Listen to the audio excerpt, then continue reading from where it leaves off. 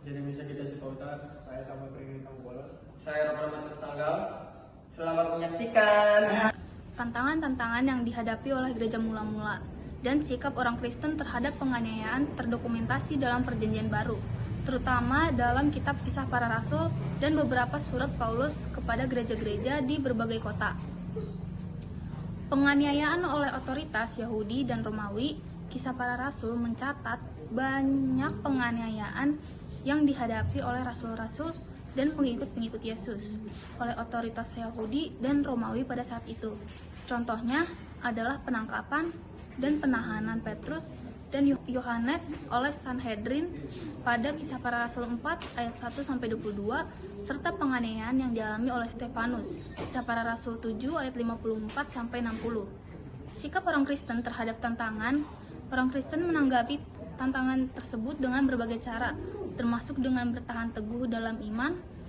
Mereka memberi kesaksian tentang Yesus Kristus dan memperluas pelayanan mereka meskipun menghadapi resiko penganiayaan. Misalnya di dalam Kisah Para Rasul 5 ayat 27-32, rasul-rasul memberi kesaksian tentang Yesus di hadapan Sanhedrin meskipun dilarang untuk melakukannya. Mereka juga terus melayani dan memberitakan Injil, bahkan ketika diancam dan dihukum oleh otoritas-otoritas tersebut. Surat-surat Paulus seperti surat-surat kepada jemaat di Korintus, Roma, Galatia, dan lain-lain memberikan pandangan tentang bagaimana orang Kristen harus merespon penganiayaan dan tantangan dalam mengikuti Kristus. Paulus mengajarkan tentang pentingnya bertahan teguh dalam iman, saling menguatkan dalam persekutuan, dan mendoakan para penganiaya. Dalam keseluruhan Perjanjian Baru, tema penganiayaan dan sikap orang Kristen menghadapinya seringkali muncul mengingat gereja mula-mula hidup dalam situasi yang penuh dengan tantangan dan risiko karena iman mereka. Perpecahan dalam tubuh gereja mula-mula. Dalam Perjanjian Baru, terutama dalam surat-surat Paulus, kita melihat beberapa bentuk perpecahan atau konflik dalam tubuh gereja mula-mula. Beberapa bentuk perpecahan tersebut antara lain perpecahan antara pemeluk hukum Taurat dan pemeluk Kristus. Sejumlah jemaat mula-mula mengalami perpecahan antara orang-orang Yahudi yang tetap mengikuti hukum Taurat dan orang-orang non-Yahudi atau Gendele yang telah memeluk iman dalam Kristus. Konflik ini terkait dan apakah orang non-Yahudi harus disunat dan mematuhi hukum Taurat atau tidak. Hal ini menjadi subjek diskusi dalam Konsili Yerusalem yang dicatat dalam Kisah Para Rasul 15. Perpecahan antara gaya hidup Kristen dan budaya sekuler. Ada juga konflik yang timbul antara gaya hidup Kristen yang diajarkan oleh rasul-rasul dan nilai-nilai budaya sekuler pada saat itu. Misalnya dalam surat-surat Paulus kepada jemaat di Korintus, dia mencelah mereka karena perilaku yang tidak sesuai dengan ajaran Kristen, seperti ketidakhormatan dalam perjamuan kudus 1 Korintus 11 ayat 17-34 dan perselisihan yang timbul antara anggota jemaat 1 Korintus 1 ayat 10-17. Perpecahan antara ajaran sesat dan ajaran benar. Gereja mula-mula juga menghadapi tantangan dari ajaran-ajaran sesat yang muncul di dalamnya. Paulus seringkali menekankan pentingnya mempertahankan kebenaran Injil dan menjauhi ajaran-ajaran Paulus. Misalnya Galatia 1 ayat 6-9, 1 Timotius 1 ayat 3-7. Perpecahan antara tokoh-tokoh dalam gereja. Dalam beberapa kasus konflik juga muncul antara tokoh-tokoh penting dalam gereja mula-mula. Misalnya dalam surat kepada Filipi, Paulus menyampaikan pesan agar Euodia dan Asia berdamai karena terlibat dalam perselisihan. Filipi 4 ayat 2-3. Semua perpecahan ini mencerminkan tentang yang dihadapi oleh gereja mula-mula dalam memelihara kesatuan dan kebersamaan dalam iman mereka kepada Kristus. Meskipun demikian, Perjanjian Baru juga mencatat upaya-upaya untuk mendamaikan perpecahan dan memperkuat persatuan dalam tubuh Kristus. Berikut adalah beberapa kutipan spesifik dari surat-surat Paulus yang menggambarkan sikap orang Kristen terhadap penganiayaan dan tantangan. Roma 12 ayat 14-21. Dalam surat kepada jemaat di Roma, Paulus menulis tentang sikap yang harus dimiliki oleh orang Kristen terhadap musuh-musuh mereka, termasuk dalam menghadapi penganiayaan. Salah satu kutipannya adalah, "Berbahagialah orang yang menganiaya kamu. Berdukacitalah dengan orang yang berdukacita. Hiduplah rukun satu dengan yang lain." 2 Korintus 4 ayat 8-9. Di dalam surat kedua kepada jemaat di Korintus, Paulus berbicara tentang bagaimana orang Kristen bisa bertahan dalam penderitaan. Kami bingung tetapi tidak putus asa. Kami digeletakkan tetapi tidak binasa. Kami senantiasa memikul di dalam tubuh kami juga hukuman mati Yesus, supaya hidup Yesus juga nyata di dalam tubuh kami. 2 Timotius 3 ayat 12. Paulus menuliskan kepada Timotius tentang kenyataan bahwa orang Kristen akan mengalami penganiayaan. Sesungguhnya semua orang yang mau hidup dalam saleh Kristus Yesus akan menderita penganiayaan. 1 Tesalonika 3 ayat 3-4. Dalam surat pertama kepada jemaat di Tesalonika, Paulus menyampaikan bahwa penganiayaan adalah bagian dari pengikut Yesus, supaya jangan ada seorang pun yang gentar karena penganiayaan ini.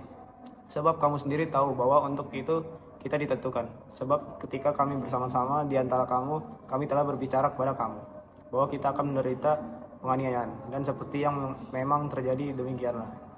Kutipan-kutipan ini memberikan gambaran tentang bagaimana Paulus mengajarkan orang-orang Kristen untuk menghadapi penganiayaan dan tantangan dalam iman mereka.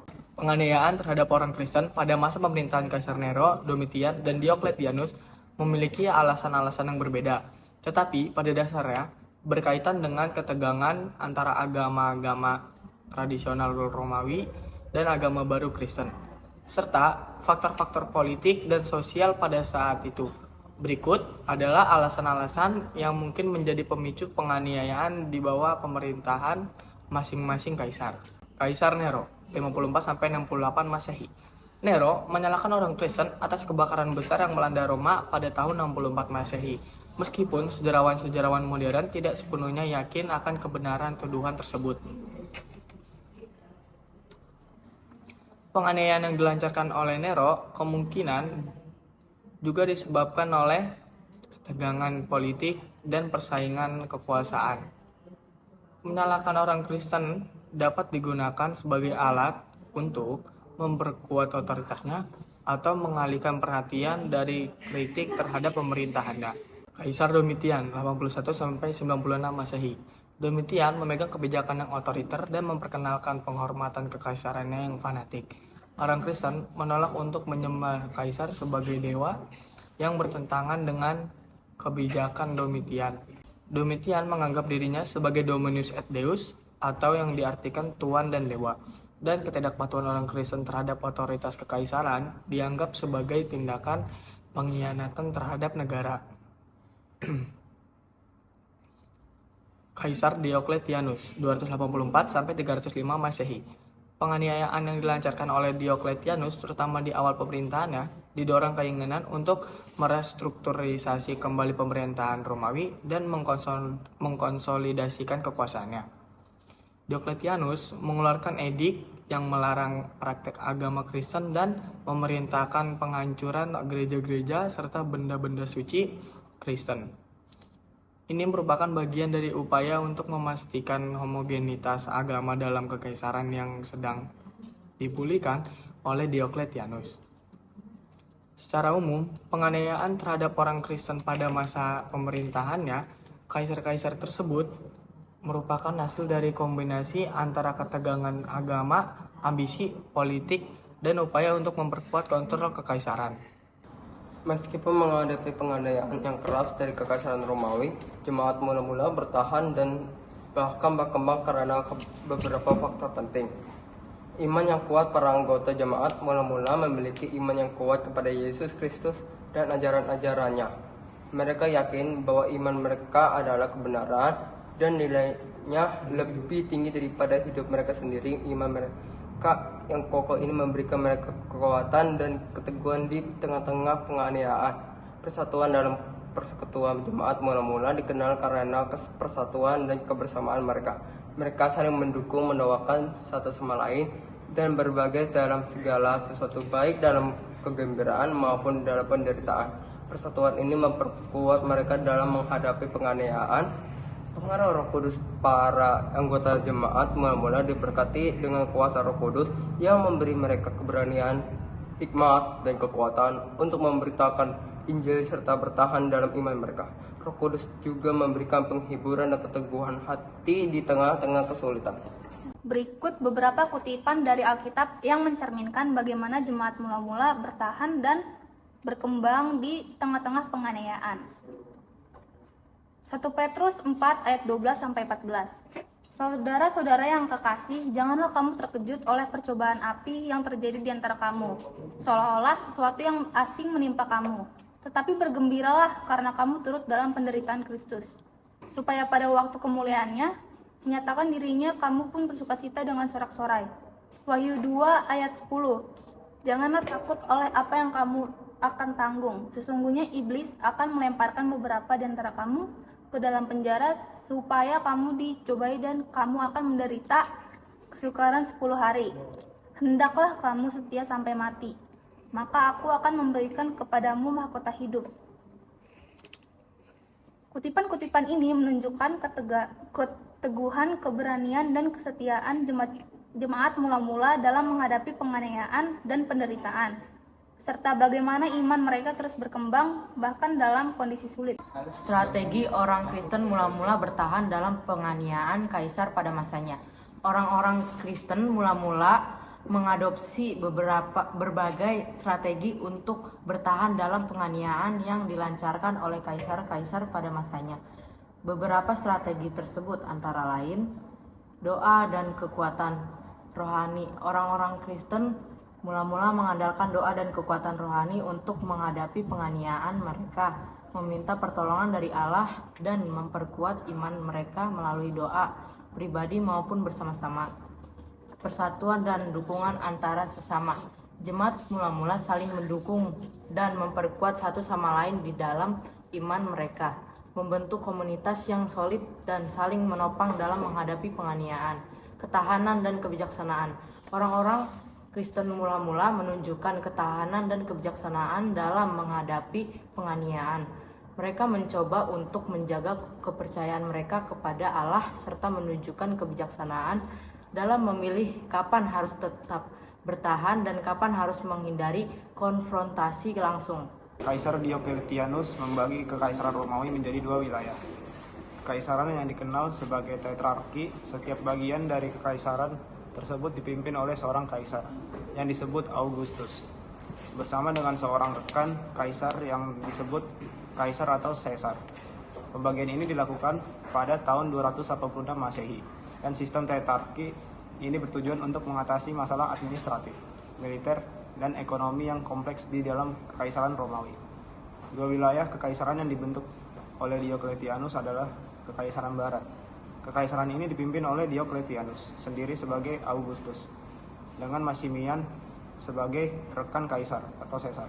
Kekaisaran Barat meliputi wilayah Eropa Barat, termasuk bagian barat Kekaisaran Romawi dan provinsi-provinsi di sekitarnya. Kekaisaran Timur. Kekaisaran Timur dipimpin oleh Maximian sebagai Augustus dengan Galerius sebagai rekan kaisar atau Caesar. Kekaisaran Timur mencakup wilayah Anatolia, Balkan, dan bagian timur laut. Kekaisaran Romawi yang kemudian menjadi cikal bakal Kekaisaran Bizantium. Tantangan-tantangan yang dihadapi oleh gereja mula-mula dan yang juga masih relevan bagi gereja masa kini dapat mencakup beberapa hal sebagai berikut. Penganiayaan dan diskriminasi.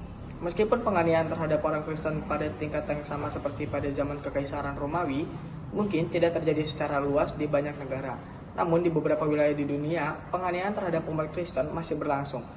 Bahkan di tempat-tempat di mana penganiayaan secara langsung tidak terjadi, masih ada bentuk-bentuk diskriminasi atau penindasan terhadap umat Kristen. Kesenjangan dan ketidakadilan sosial, gereja mula-mula menekankan pentingnya pelayanan kepada orang-orang miskin dan terpinggirkan. Tantangan ini juga relevan bagi gereja masa kini, mengingat masih ada banyak kesenjangan sosial, ketidaksetaraan, dan ketidakadilan di berbagai belahan dunia. Pembelahan konflik internal gereja mula-mula terkadang mengalami pembelahan dan konflik internal seperti yang tercermin dalam surat-surat Paulus kepada jemaat-jemaat. Hal ini juga terjadi pada gereja masa kini, baik dalam bentuk perbedaan teologis, perbedaan pandangan sosial maupun konflik terkait dengan kepemimpinan, pemeliharaan kebenaran Injil seperti yang ditulis dalam surat-surat Paulus gereja mula-mula diberi peringatan untuk berpegang teguh pada kebenaran Injil dan menghindari ajaran-ajaran palsu. Hal ini menjadi tantangan bagi gereja masa kini dalam menghadapi tekanan budaya dan teologi liberal. Mengatasi tantangan-tantangan ini memerlukan kesetiaan kepada prinsip-prinsip iman Kristen, kepemimpinan yang bijaksana, solidaritas di antara anggota gereja, dan kesiapan untuk beradaptasi dengan perubahan zaman. Sekian dari kelompok kami, kurang lebihnya mohon maaf. Terima kasih.